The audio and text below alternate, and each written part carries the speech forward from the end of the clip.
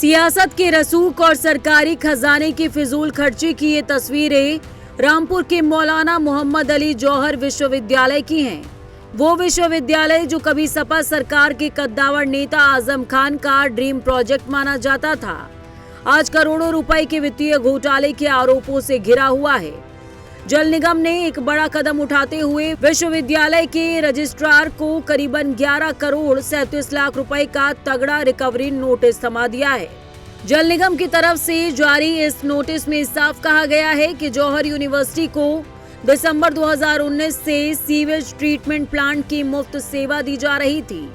अब विभाग जाग चुका है और पिछले सालों का करीबन 8 करोड़ रुपए यूजर चार्ज और 3.5 करोड़ रुपए से ज्यादा का ब्याज मिलाकर कुल 11.37 करोड़ रुपए 15 दिनों के भीतर जमा करने का अल्टीमेटम दिया गया है। अगर ये रकम तय समय में जमा नहीं हुई तो यूनिवर्सिटी प्रबंधन के खिलाफ रिकवरी चालान यानी कि आरसी जारी कर दी जाएगी।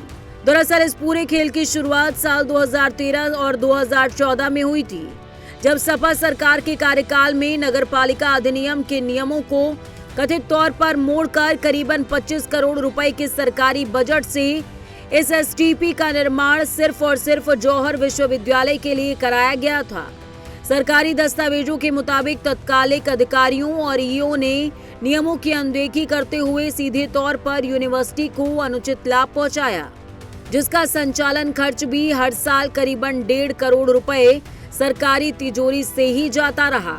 कहानी सिर्फ एसटीपी तक ही सीमित नहीं है। सपा सरकार के दौरान चहेते और अनुभवहीन ठेकेदारों को रेवड़ियां बांटकर 10 करोड़ रुपए से ज्यादा की लागत से 144 किलोमीटर लंबी सीवर लाइन बिछवाई गई थी।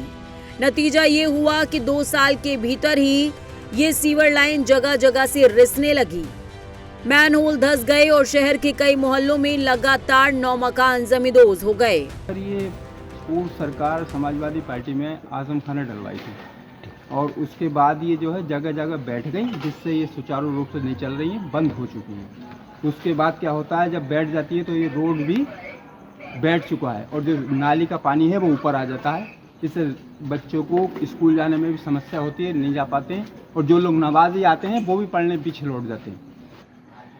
करोड़ों अरबों रुपया इसमें गया, लेकिन सब व्यर्थ गया।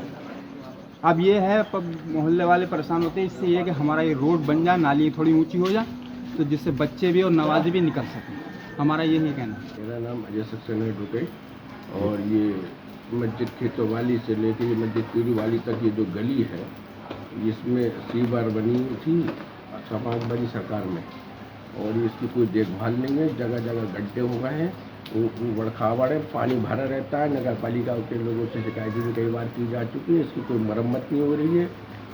जनता बहुत परेशान है और यहाँ पानी का निकास नहीं हो रहा है तो बरसात के दिनों में काफ़ी परेशानी हो रही है लोगों को। जबकि यहाँ ये रास्ता ऐतिहासिक मंदिर जो विराम को जाने का भी रास्ता है और मस्जिद में भी जाने का रास्ता है, नवाजी भी परेशान है। ये समाजवादी सरकार में लाखों रुपए इसमें लगे थे और कोई इसकी देखभाल नहीं है।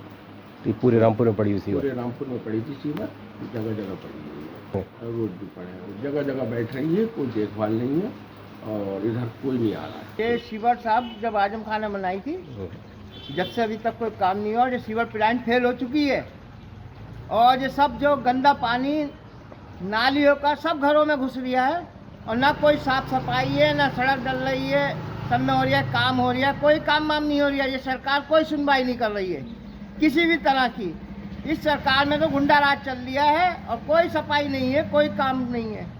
खाना खाएंगे, लूटपाट करा लो, इनसे बेफालतू बातें करा लो। हमारी सड़क ऐसी पड़ी है, साफ नहीं है। ये सीवर फेल हो गई। सीवर में तो खामा खाई का सीवर प्लांट बना हुआ है। लोग आते हैं, कहते हैं हम सीवर प्लांट खामा खाई में तनख्वाह ले रहे हैं लोग बैठे हुए। उस सीवर प्लांट को भी इनको खुलवाना चाहिए। क्यों बना हुआ है? यहाँ कोई काम थोड़ी ना हो रहा है। करोड़ों रुपया लगा है सर। सितंबर 2023 में जब आईआईटी रुड़की के विशेषज्ञों की टीम ने इसकी जांच की तो इस 100 करोड़ के प्रोजेक्ट को पूरी तरह फेल करार दे दिया गया। अब रामपुर के मौजूदा जिलाधिकारी अजय कुमार द्विवेदी ने इस पूरे प्रकरण का संज्ञान लिया है और जल निगम से रिपोर्ट तलब करते हुए दोषियों के खिलाफ सख्त प्रशासनिक और कानूनी कार्रवाई की तैयारी कर ली है। Bureau report, prime news.